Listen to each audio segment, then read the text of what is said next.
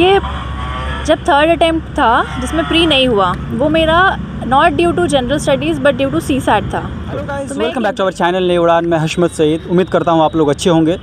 इससे पहले RCA के ऊपर मैंने 2 वीडियो लेकर आया इस साल की अगर बात करूँ, जिसमें बेसिकली RCA के प्रिपरेशन के बारे में बात किया और यहाँ से जो लोग क्वालिफाई किए हैं, चाहे वो IPS लेवल की बात करें, IRS लेवल की बात करें, तो उनकी जर्नी को हम जानने की कोशिश किए। जो जामिया उनके लिए कैसा मतलब योगदान दिया जामिया ने, ये कह सकते हैं, या फिर जामिया ने उनकी क्या भूमिका निभाया लाइफ में। उसी तरीके से आज फिर एक बार IPS ऑफिसर से बात करने की कोशिश करेंगे।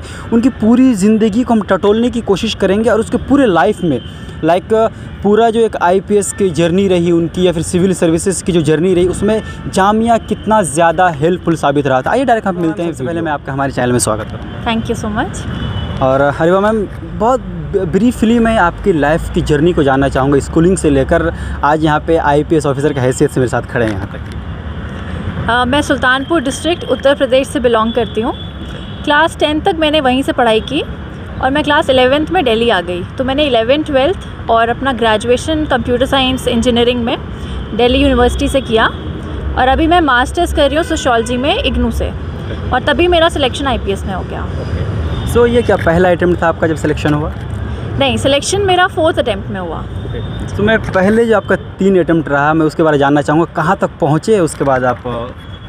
फर्स्ट अटेम्प्ट में मेरा प्री नहीं क्लियर हुआ, सेकेंड अटेम्प्ट में मेरा प्री क्लियर हुआ और मेंस नहीं क्लियर हुआ, थर्ड अटेम्प्ट में फिर से मेरा प्री नहीं क्लियर हुआ और फोर्थ अटेम्प्ट में I got into IPS with 109 rank. So ma'am, एक चीज़ जानना चाहूँगा, आपका पहले में आपका प्री नहीं हुआ, दूसरे में आपने मेंस किया, फिर तीसरे में आके प्री में अटक गए, तो यहाँ कहीं डिमोटिवेशन नहीं आया? जो ऊपर जा रहे हैं फिर नीचे आ रहे हैं, तो कैसे इस चीज़ को मेंटेन किया आपने? देखिए, जब थर्ड अटेम्प्ट था जिसमें प्री नहीं हुआ, वो मेरा not due to general studies but due to CSAT था।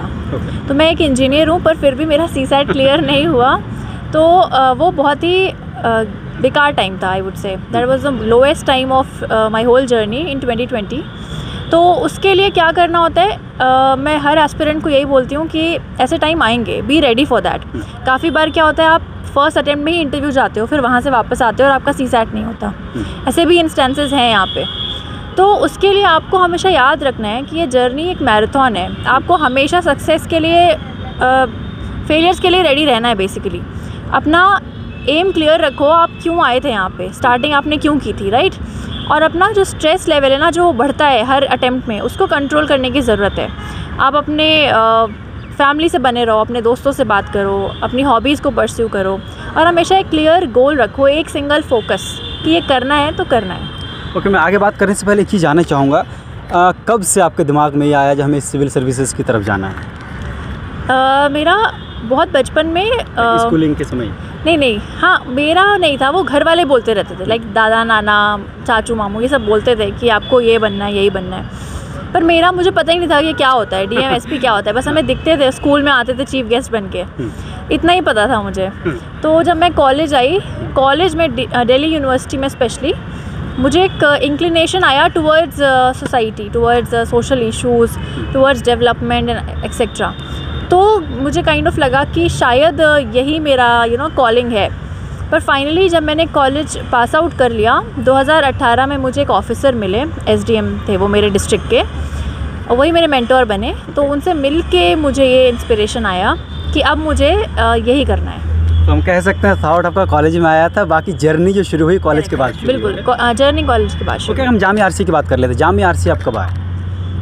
RCA में आई हूँ मार्च 2022 में, अपने इंटरव्यू प्रिपरेशन के लिए। तो क्या अगर हम RCA की बात करें, तो आपका ये जो UPSC की जर्नी रही, उसमें कितना अहम भूमिका निभाया? I am very grateful to RCA कि मैं यहाँ आई, and it is one of my best decisions that I took in this whole journey. क्योंकि RCA एक ऐसी जगह है जो आपको एक पेरेंट चाइल्ड रिलेशनशिप है RCA और बच्चों का। इतना सपोर्टिव इन्वायरमेंट, इतना फ्री इन्वायरमेंट और एट सच नॉमिनल कॉस्ट। सबसे बड़ी प्रॉब्लम इस एग्ज़ाम की क्या है कि आपको फाइनेंशियली डिपेंडेंट रहना पड़ता है अपने पेरेंट्स के ऊपर सालों साल। और अगर आप ORN या मुखर्जी नगर जैसी जगह रह रहे हैं तो आपके महीने के 20-25 हज़ार तो जाएंगे। यहाँ पे बहुत ही नॉमिनल कॉस्ट पे हम रह सकते हैं इतने बड़े खुले इन्वायरमेंट में। ऐसा कहीं नहीं मिलता। ये दिल्ली में लग्जरी है, राइट? इतना ग्रीनरी दिल्ली में लग्जरी है। तो we can stay here with all the support बहुत ही डाइवर्स बैकग्राउंड से बच्चे आते हैं यहाँ पे, हम उनसे बातचीत करते हैं, तो हमारा खुद का इंटेलेक्चुअल ग्रोथ होती है। जो लोग सिलेक्ट हो चुके हैं वो फ्रीक्वेंटली यहाँ विजिट करते रहते हैं, आपको फ्री एक्सेस है। एग्जैक्टली, किसी भी दिन ऐसा नहीं होता आप मोटिवेटेड कम मोटिवेटेड हैं, क्योंकि यहाँ पे हर कोई बहुत ही क्वालिफाइड बंदा है जो यहाँ पे पढ़ रहा है आपके साथ बैठ के। ऐसी कोई जगह नहीं है इंडिया में जहाँ पे एक साथ 50-50 बच्चे इंटरव्यू दे रहे हैं, तो एक अलग ही अच्छी बात है, ये यूनिक चीज़ है RCA की, तो I am very grateful to RCA। Okay, so हम तैयारी पे भी आएंगे, RCA की तैयारी कैसे करनी चाहिए उसके पहले हम और थोड़ा सा जानना चाहेंगे RCA के बारे में। लाइक यहाँ की जो 24/7 का जो पूरा एक दिनचर्या हम कह सकते हैं, इसमें चाहे प्रोफेसर से हो, आपका जो मेंटर हो, आपका गाइड हो, फिर लाइब्रेरी के फैसिलिटीज़ हो, या फिर जो अदर फैसिलिटीज़ हैं, उसमें सबसे ज़्यादा चीज़ें हैं जो स्टूडेंट को एक तरह टाइम सेविंग वो क्या रहती है? देखिए, यहाँ पे जैसे हमारा पूरा दिन का आपने शेड्यूल बताया, तो यहाँ पे क्लासेस होती हैं, कुछ क्लासेस एज सच कोचिंग की तरह पूरी क्लास नहीं होती है कि आपको सब कुछ A to Z पढ़ाया जाएगा। यहाँ पे ऑन डिमांड क्लासेस होती हैं, लाइक कुछ ऑप्शनल की क्लासेस हैं, कुछ CSAT की क्लासेस होती हैं, कुछ GS के सेक्शंस की क्लासेस होती हैं, और लाइब्रेरी आपको 24/7 मिलती है। अगर आप रात को पढ़ना चाहे रात को पढ़ो, दिन को पढ़ना चाहे दिन को पढ़ो। सो ये क्लासेस, जब बात की आपने क्लासेस, तो बाहर से कोई प्रोफेसर्स आते हैं या फिर क्या जामिया की?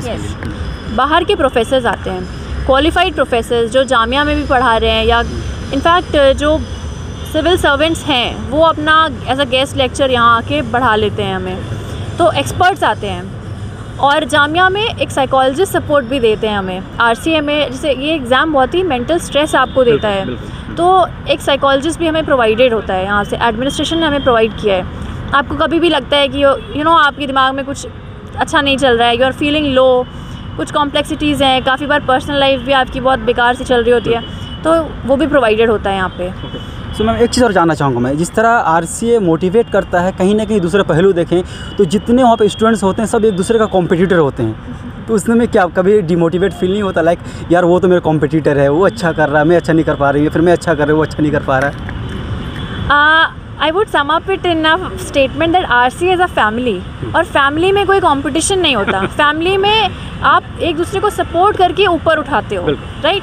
तो यहाँ पे एक हेल्दी कंपटीशन होता है कि अगर इसको ये चीज़ आती है तो लेट्स इससे सीख के मुझे भी आ जाएगी। हम ऐसे देखते हैं, जैसे मान लीजिए अभी मैं सिलेक्टेड हूँ, तो जो बाकी बच्चे हैं यहाँ पे वो मुझसे आके पूछते हैं कि मैम इसको कैसे करना है, या वो मुझे डरेंगे नहीं पूछने से। इनफैक्ट हमारा बिल्कुल हायरार्किकल नहीं होता, हम लोग एक दूसरे से बिल्कुल एज अ फ्रेंड बात करते हैं। ये चीज़ नहीं जो एक IPS ऑफिसर हैं, नहीं, बिल्कुल भी नहीं, क्योंकि यहाँ से तो हर कोई बन के जाता है ना। एट अ टाइम अगर आप RCA आए हो तो आपके चांसेस बहुत हाई हैं, कोई ना कोई एग्ज़ाम आपका क्लियर होता है अगर आपने पेशेंस रखा है। तो द बेस्ट थिंग RCA की यही है कि यहाँ हायरार्की नहीं है। आप कभी भी सिलेक्टेड हो, आप कुछ भी बन गए हो, आप हमेशा एक दोस्त की तरह रहते हो, तो कोई कंपटीशन नहीं है, हेल्दी कंपटीशन है, और आई वुड से फैमिली की तरह हम एक दूसरे को सपोर्ट करते हैं। ओके, मैं थोड़ा सा अब तैयारी के बारे में आता हूँ। जो लोग RCA में आना चाहते हैं उनको किस तरह से तैयारी करनी चाहिए, क्योंकि जो MCQ का सेक्शन है उसे वो कैसे कवर करें, जो आपका AC का सेक्शन है उसको कैसे कवर करें? देखिए, RCA में इस साल जो एग्ज़ाम होगा 11 जून को, उसमें 2 पेपर्स हैं। पहला पेपर आपका 2 घंटे का है और 100 क्वेश्चंस आएंगे ऑब्जेक्टिव टाइप, वो GS प्लस CSAT मिला के आएंगे, ठीक है। फिर नेक्स्ट पेपर आपका 1 घंटे का है जिसमें आपको एक essay लिखना होगा। तो इसके लिए आपको प्रीलिम्स जैसी प्रिपरेशन करनी है। प्रीलिम्स जैसी प्रिपरेशन से ये कहना है कि जो आपका UPSC प्रीलिम्स आता है उसमें जो बेसिक बुक्स हैं, लाइक लक्ष्मीकांत, स्पेक्ट्रम, आपकी NCERT है ज्योग्राफी की, हिस्ट्री की NCERTs हैं, शंकर IAS की है, इन्वायरमेंट की बुक है, ये बेसिक बुक और एक न्यूज़पेपर आपको पढ़ना है इस एंट्रेंस के लिए। और इस एंट्रेंस में जो प्रीवियस ईयर क्वेश्चंस आ चुके हैं उन्हें आप कहीं से ले लीजिए, उससे आपको समझ आएगा कि आप तैयारी किस तरह से कर सकते हैं, आपको कितने डेप्थ में जाना है किसी क्वेश्चन के। और ऐसे में भी आप प्रीवियस ईयर क्वेश्चन उठाइए जो आ चुके हैं ऐसे के, और उनको सोचिए आप इस पर क्या लिख सकते थे, आप कितने अच्छे व्यूज़ बना सकते हैं, आप इसका इंट्रो कंक्लूजन कैसे अच्छा कर सकते हैं। तो अगर आपकी प्रिपरेशन अलाइंड है UPSC प्रीलिम्स से लेके, तो आपका एंट्रेंस डेफिनेटली क्लियर हो जाएगा। ओके, जो ऐसे वाला सेक्शन है उस ऐसे को किस तरह मतलब अट्रैक्टिव बनाया जाए, जो एग्जामिनर जब पढ़े तो वाओ कुछ है? देखिए, ऐसे ना आपकी पर्सनालिटी को दिखाता है। आपको इतना बड़ा वर्ल्ड लिमिट इसीलिए दी जाती है कि आप पूरी पर्सनालिटी वहाँ डाल पाओ। तो आपको क्या ट्राई करना है कि आपका बहुत ही कैची सा इंट्रो हो। कैची इंट्रो में आप जैसे कोई एक इंस्पायरिंग स्टोरी लिख सकते हैं, या जैसे मान लो आप कोई टॉपिक आता है क्लाइमेट चेंज पे, तो आप एक स्टोरी बना सकते हैं कि कैसे आप डरा सकते हो वर्ल्ड को कि climate change is a real thing, और हम इसका क्या इम्पैक्ट पड़ सकता है और ह्यूमैनिटी पूरी ख़त्म हो सकती है। तो इस तरह से आपको थोड़ा इमोशन डालने हैं अपने एसेज में, और आपका हर एक पैराग्राफ थोड़ा सा यूनिक हो। हर एक पैराग्राफ में ऐसे दिलचस्प क्वेश्चंस डालिए, ऐसे कुछ फैक्ट्स डालिए कि एग्जामिनर आप मजबूर हो आपका सेकंड पैराग्राफ पढ़ने को। और कंक्लूजन भी बहुत ही फ्यूचरिस्टिक, बहुत ही ऑप्टिमिस्टिक होना चाहिए। नो मैटर कितना ही बुरा चल रहा हो कोई टॉपिक, लाइक विमेन प्रॉब्लम्स हैं, फार्मर इश्यूज़ हैं, या आप मान लो क्लाइमेट चेंज जैसे इशू है, तो उसमें आपको हमेशा एक ब्यूरोक्रेट की तरह सोचना है कि आप सॉल्यूशंस क्या दे सकते हैं, इनोवेटिव सॉल्यूशंस, और आगे का फ्यूचर आप कितना ऑप्टिमिस्टिक देख रहे हैं। तो ये सब करके कोट्स डालिए आप, अच्छे लोगों की जो कोट्स हैं, कुछ वर्ल्ड के केस स्टडीज़ हैं, जैसे डिज़ास्टर मैनेजमेंट के लिए जापान फेमस है, universal health and family education है, इनके लिए स्कैंडिनेवियन कंट्रीज़ इंपॉर्टेंट हैं। तो आप ये सारे ग्लोबल एग्जाम्पल्स डालिए, कोट्स डालिए, स्टोरीज़ डालिए, उससे आपका ऐसे अच्छा होगा। ओके, और चीज़ मैं जानना चाहूँगा, जैसे ऐसे में किस तरह के टॉपिक्स को प्रेफर करना चाहिए स्टूडेंट्स को? देखिए, ऐसे ना जनरली हम दो टाइप से बांटते हैं। First is our philosophical essays, second is our general topic essays. तो आपको प्रेफर करना वही है कि आप जिसमें कंफर्टेबल हो, जिसमें आपको लगता है कि आपके पास बहुत सारे डायमेंशंस हैं खोलने के लिए। जैसे मैं फ़िलोसफिकल एसेज प्रेफर करती हूँ क्योंकि वो आपको लिमिट नहीं करता, आप किसी भी डायरेक्शन में ऐसे को ले जा सकते हैं। पर अगर जनरल एसेज में अगर आपको लगता है आपके ऊपर फैक्ट्स की कमांड है, आपको पूरे अच्छे स्कीम्स पता हैं, आपको वर्ल्ड लेवल केस स्टडीज़ पता हैं, तो आप वो चूज़ करिए। बेसिकली आपके पास कंटेंट अच्छा होना चाहिए, आपके पास एक्सप्रेशन अच्छा होना चाहिए ऐसे में, then you can choose any essay. कोई वर्ड लिमिट होता है ऐसे के लिए? हाँ, ऐसे के लिए वर्ड लिमिट होता है।